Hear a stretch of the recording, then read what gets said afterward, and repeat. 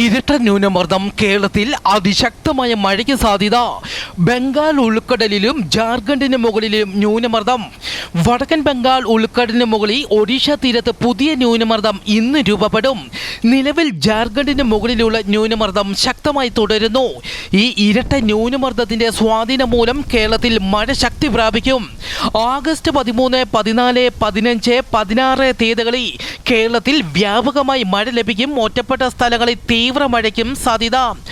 വരും മണിക്കൂറിൽ കേരളത്തിലെ പത്തനംതിട്ട, ആലപ്പുഴ, കോട്ടയം, ഇടുക്കി, എറണാകുളം, തൃശൂർ, പാലക്കാട്, മലപ്പുറം, കോഴിക്കോട്, വയനാട്, കണ്ണൂർ, കാസർഗോഡ് ജില്ലകളിൽ ശക്തമായ മഴയ്ക്ക് സാധ്യത. കള്ളക്കടൽ പ്രതിഭാസം പുതുക്കിയ ജാഗ്രതാ നിർദ്ദേശം. കേരള തീരത്ത് ഇന്നു മുതൽ നാളെ ആഗസ്റ്റ് 13 തീയതി വരെ 1.6 മീറ്റർ വരെ ഉയർന്ന തിരമാലയ്ക്ക് സാധ്യത. മത്സ്യത്തൊഴിലാളികളും തീരദേശവാസികളും ജാഗ്രത പാലിക്കണമെന്ന് അറിയിച്ചു. കോങ്കോയിൽ എംബോള പൊട്ടിപ്പുറപ്പെട്ടു. 2000-ഓളം പേർ മരിച്ചു.